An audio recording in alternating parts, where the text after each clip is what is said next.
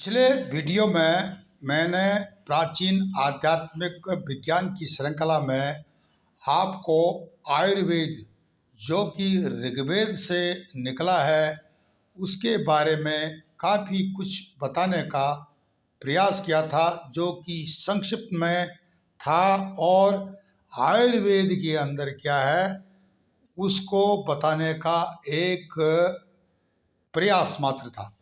वैसे आयुर्वेद बहुत बड़ा ग्रंथ है, जिसके जिसको पढ़ने के बाद फिर आयुर्वेदिक डॉक्टर या आयुर्वेदिक चिकित्सा प्रणाली के विशेषज्ञ बनते हैं। तो आज आप समझ सकते हो कि आयुर्वेद कितना बृहद ज्ञान है और किस प्रकार समकालीन सुश्रुत जो अ, सक्षम शल्य चिकित्सक थे, चिकित्सा शास्त्री थे, उन्होंने समकालीन संसार में बहुत कुछ शोध करने के बाद समाज को शिक्षा की और चिकित्सा की सुविधा उपलब्ध कराई थी। शिक्षा का मतलब आयुर्वेद शिक्षा या शिक्षा चिकित्सा की शिक्षा से कहने का संबंध है। अब यहाँ पर इस पर बहुत बड़ा विषय है, बृहद विषय है, जिसमें कि यंत्र मंत्र तंत्र मारण मोहन उच्चाटन ही हो, चाहे शल्य चिकित्सा हो, सबका तर्क सहित भेद दिया गया है। अवश्य पढ़ें, आयुर्वेद को पढ़ने का भरसर प्रयास करें, क्योंकि हमारे पुराने वैद्य भी इसी आयुर्वेद का रेफरेंस ले करके लोगों का इलाज करते थे। इस एपिसोड में मैं आपको धनुर्वेद जो कि यजुर्वेद से निकला है, यजुर्वेद के बारे में मैंने आपको बताया है। उसके बारे में संक्षिप्त में बताने का प्रयास करूंगा कि धनुर्वेद का क्या मतलब है, और धनुर्वेद को एक धनुष से जोड़ करके जो लोग परिभाषित करते रहे हैं, उस प्रकार के जो तथा कथित इतिहासकार हैं, उनको अशिक्षित इतिहासकार भी हम कह सकते। तो उनकी बातों में मत आइए। धनुर्वेद के बारे में संक्षिप्त जानकारी इस वीडियो में आप सुनेंगे, उसको मानकर चलिए, जो कि तर्कों के आधार पर सत्य है। नमस्कार मित्रों, मेरा नाम मदन मोहन ढोंडियाल है और इस वीडियो में मैं आपको धनुर्वेद के बारे में अधिक से अधिक जानकारी देने का प्रयास करने जा रहा हूँ। पहले तो मैं धनुर्वेद के बारे में आपको संक्षिप्त बताने का प्रयास करने जा रहा हूँ कि धनुर्वेद यजुर्वेद का एक उपवेद है, अर्थात धनुर्वेद यजुर्वेद से निकली हुई विद्या है। इसके जो अंतर्गत सिर्फ धनुर्विद्या ही नहीं आती है, अन्य सेना में प्रयोग होने वाले अस्त्र शस्त्र, उनको चलाने की विधि, उनके द्वारा जो घाव लग गया है उनमें किस प्रकार के विष का प्रयोग होता है, यह सब उसमें पढ़ाया जाता है। यहाँ तक कि आपका रैंक स्ट्रक्चर, सेना की ऑर्गेनाइजेशन, फॉर्मेशन ऑर्गेनाइजेशन, जैसे युद्ध रणभूमि में किस प्रकार से कूच किया जाता है, किस प्रकार से चक्रव्यूह रचे जाते हैं, किस प्रकार से रणभूमि में लड़ने की कलाएं होती हैं, इसका सारा का वर्णन आपको मिलेगा। तो ये बहुत बड़ा बृहद विषय है। जैसे कि यजुर्वेद से धनुर्वेद निकला, मैंने बताया था, उसी तरह से ऋग्वेद से जो है आयुर्वेद निकलने का जिक्र है। तो आयुर्वेद कितना बड़ा है, तो उसी तरह धनुर्वेद मिलिट्री साइंस जिसको बोल सकते हैं आप, बहुत बड़ा है। इसको सिर्फ धनुष से जोड़ना सरासर जो है एक प्रकार की मूर्खता कह सकते हैं हम। जैसे कि जो जो इतिहासकार थे तथाकथित, वो ये बोलते थे कि ये जो एक शिकारियों का सीखने का, धनुष बाण चलाने का ये है, जो कि एक सरासर क्या बोल सकते हैं, उनके बारे में आप छोड़ दें। यहाँ पर आइए, इसको धनुर्वेद को भारतीय सैन्य विज्ञान का दूसरा नाम भी कहा गया है। धनुर्वेद जो है वह शास्त्र है जिसमें धनुष चलाने की विद्या का निरूपण है, इसका वर्णन है। प्राचीन काल में प्रायः सभी सभ्य देशों में इस विद्या का प्रचार था। भारत के अतिरिक्त फ्रांस, मिस्र, यूनान, रोम आदि के इतिहास में भी यह सब आपने चित्रों में देखा होगा। भारतवर्ष में तो इस विद्या के बड़े बड़े ग्रंथ थे, जिसमें क्षत्रिय कुमार जो राजकुमार होते थे उनके अभ्यास भी पढ़ाए जाते थे, उनको अभ्यास करने के तरीके बताए जाते थे। इसके मधुसूदन सरस्वती एक विद्वान थे, ने प्रस्थान भेद नामक एक ग्रंथ लिखा है, जिसमें कि धनुर्वेद को यजुर्वेद का उन्होंने उपवेद कहा है। वैशंपायन एक विद्वान हुए, उन्होंने नीति प्रकाश या नीति प्रकाशिका नाम के ग्रंथ में धनुर्वेद के बारे में जानकारी काफ़ी लिखी हुई है।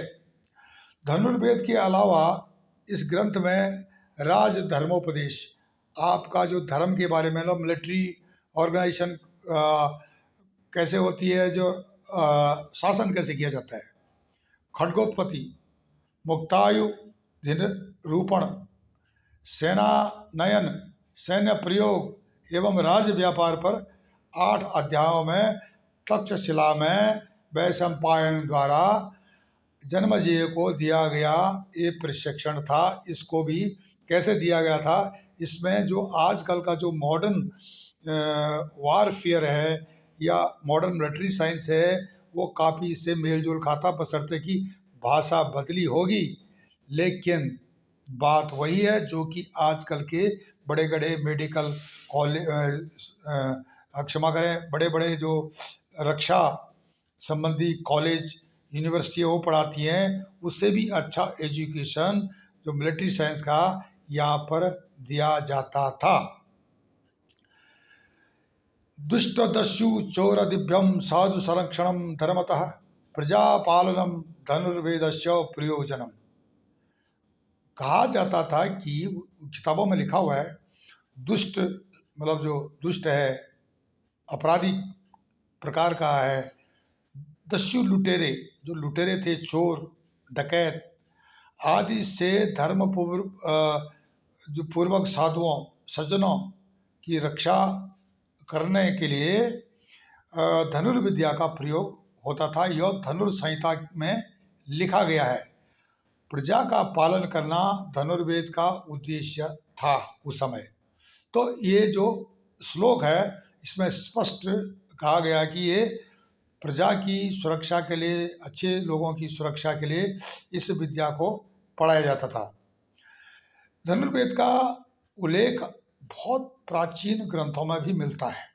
अग्नि पुराण में इसे ज्ञान की 18 शाखाओं में से 18 शाखाएं ज्ञान की है अग्नि पुराण में। अभी पुराणों का जब विषय आएगा तो उसमें बताऊंगा।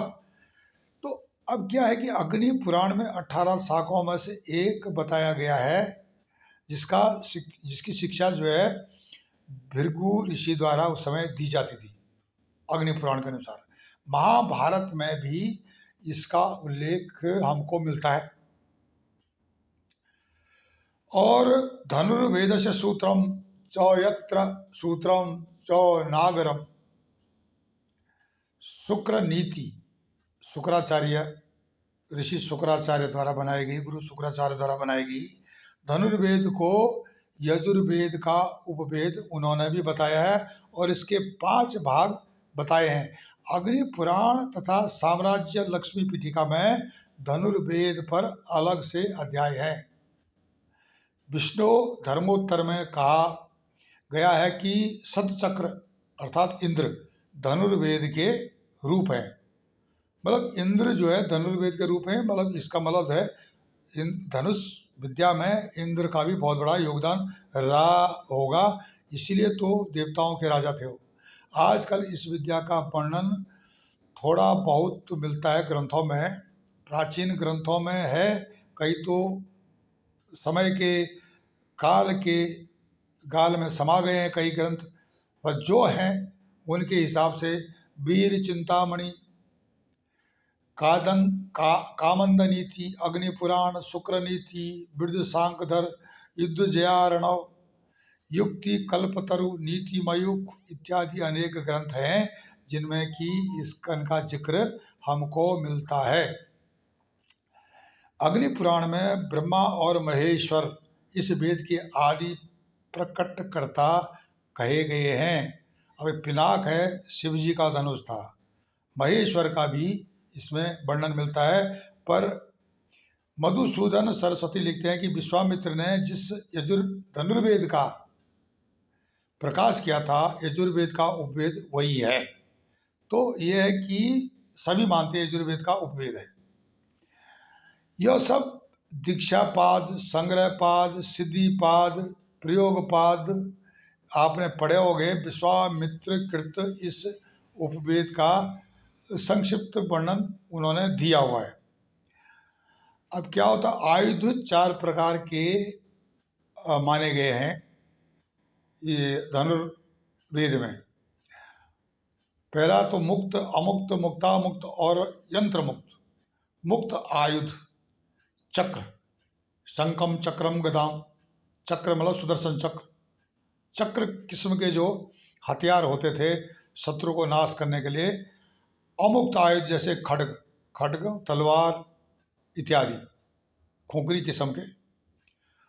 मुक्तामुक्त, मुक्त भी अमुक्त भी जैसे भाला बर्छा। मुक्त अस्त्र और अमुक्त को शस्त्र कहते थे। अधिकारी का लक्षण कहकर फिर दीक्षा, अभिषेक, शकुन आदि का भी वर्णन मिलता है। मैंने बताया ना आपको कि यहाँ पर जो है रैंक का जो स्ट्रक्चर और उसके बाद हमने किस प्रकार ऑर्गेनाइजेशन को चलाना है उसकी शिक्षा, लीडरशिप की शिक्षा, लीडरशिप क्वालिटी की शिक्षा, ये सारी इसमें लिखी गई है। जो कि आजकल के मिलिट्री कॉलेज हैं बड़े बड़े विदेशों में, उनसे भी विकसित थी यह शिक्षा प्रणाली मिलिट्री साइंस की। तो क्या होता कि संग्रह पाद में आचार्य का लक्षण तथा अस्त्र शस्त्रादि का संग्रह मिलता है। तृतीया पाद में संप्रदाय से विशेष शस्त्रों के अभ्यास, मंत्रों के द्वारा, देवताओं के द्वारा सिद्धि प्राप्त करके हथियारों को किस प्रकार प्रयोग में लाया जाता है इसका जिक्र मिलता है। क्योंकि अब ये मंत्र साधना, यंत्र मंत्र तंत्र, जिसको कि आधुनिक विज्ञान की समझ से बाहर है, उसके द्वारा भी मिलिट्री साइंस का संपादन किया जाता था। जैसे कि माया रूपी हो जाना, गुम हो जाना, आजकल स्मोक द्वारा वो जो छुपाव हो या कैमोफ्लाइज किया जाता है। तो इस तरह का वहाँ पर भूत विद्या के द्वारा भी काम किया जाता था। एलियन को बुला करके, मंत्रों से एलियन को बुला करके, अंतरिक्ष में विचरण करने वाले उनकी मदद से ये सारी चीज़ें होती थी। तो ये बहुत बृहद ज्ञान है धनुर्विद्या। अगर आप सोचो कि ये सिर्फ धनुष का खेल है तो यह थोड़ा सा नासमझी होगी। यह अलग चीज़। अभी धनुष के बारे में लिखा गया, 2 डोरियों की गुलेल के बारे में लिखा गया, गुलेल का भी जिक्र है। अभी गुलेल, ये नहीं सोचना कि ये आज का बना हुआ गुलेल है, उस समय भी गुलेल का जिक्र है। धनुष कितने प्रकार के होते हैं, अच्छा, मध्यम और अधम, या ट्रेनिंग के लिए जो प्रयोग में लिए जाते थे धनुष, वो कैसे होने चाहिए, युद्ध में कैसे होने चाहिए। जो अगर शत्रु को बेहोश करना है तो उस पर कितना जहर लगना चाहिए तीर में, तीर कितने दूर जा सकते हैं, तीर के आगे चंद्राकार ऐसे करके लगा होता था, उस प्रकार के तिरछा भी होता था। मतलब प्रकृति तीरों की शर बोलते थे उसको, तालव्य श और शर मतलब तीर, 3 प्रकार के लिखे गए हैं। अगला भाग मोटा हो स्त्री जातीय, जिसका पिछला भाग मोटा हो पुरुष जातीय, जो सर्वत्र बराबर हो नपुंसक जातीय कहलाता था। और उनके गुण भी थे। स्त्री जातीय सर बहुत दूर तक जा सकता था, पुरुष जातीय विधता खूब है, और नपुंसक जातीय निशाना साधने के लिए अच्छा माना गया है, प्रशिक्षण के लिए। बाण के फल आगे वाला भाग किस प्रकार के होते, जैसे आरामुख, जैसे सीधा, क्षु प्र गो पुच्छ, अर्धचंद्र, सूची मुख, भल, वत्सदंत, द्विभल, काणिक, काकतुंड इत्यादि। सीधी गति को सीधी रखने के लिए पीछे पंख भी लगे होते थे, और इसको आवश्यक बताया गया था उस समय।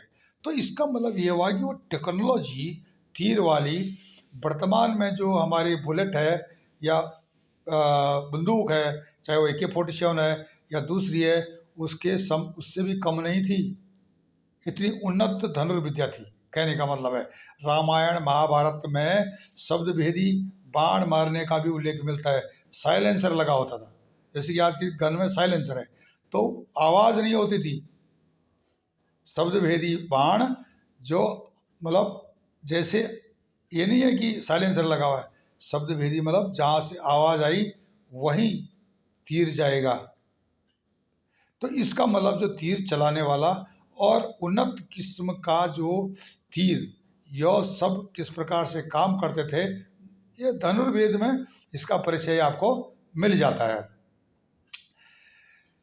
चाप प्रमाण धनुष का आकार, वर्जित धनुष कैसे धनुष वर्जित है, गुण लक्षण धनुष की डोरी कैसी होनी, सरल लक्षण तीर की विशेषताएं, फल लक्षण तीर के अग्रभाग के आकार प्रकार, तीर के मुख के अनुसार उसके कार्य, तीर के ऊपर विषलेपन, गुणमुष्टि डोरी का खींचना, धनुर्ष्टिसंधानम डोरी को छोड़ना, लक्ष्यम निशाना, ये सब इसका वर्णन हमें मिलता है।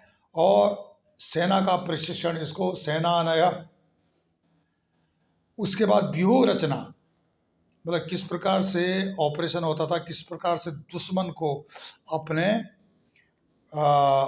चक्र में फंसाना, अपने जाल में फंसाना और फिर उसको परास्त करना। तो इस प्रकार के जो शस्त्र विज्ञान, मतलब जिसको मिलिट्री साइंस का एक भाग था, यह सिर्फ धनुर्विद्या तक ही सीमित नहीं था। यह सारी चीज़ें हमको मिलती हैं पढ़ने के लिए धनुष वेद में। और धनुर्वेद अगर कोई समझे कि ये विषय बहुत छोटा है, तो उनकी सरासर एक नादानी होगी। ये छोटा विषय नहीं है, ये प्राचीन मिलिट्री साइंस और जो इनकी बनावट होती थी हथियारों को चलाना, मिलिट्री में किस प्रकार से ऑर्गेनाइजेशन होती है जो फौज की, या जिस प्रकार से वायुयान का प्रयोग भी होता था, जैसे कि रावण के पास वायुयान था। इसी तरह से अन्य जो बड़े बड़े, जैसे देव राजेंद्र पास, उसके बाद वायुयान था।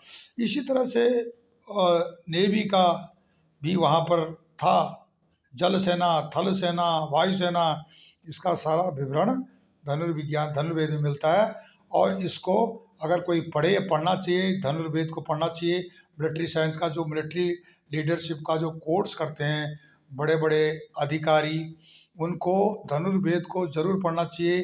धनुर्वेद में उनको काफ़ी कुछ लीडरशिप के बारे में सीखने को मिलेगा। समकालीन मिलिट्री का जो ऑर्गेनाइजेशन है, रैंक स्ट्रक्चर है, इसके बारे में भी उनको ज्ञान मिलेगा और उनको क्यूरियोसिटी पैदा होगी कि ये पुराने समय के हथियार इतने माइक्रो जो उनकी बनावट थी वो किस तरह थी, क्यों ना इस प्रकार के हथियार बन सकते हैं।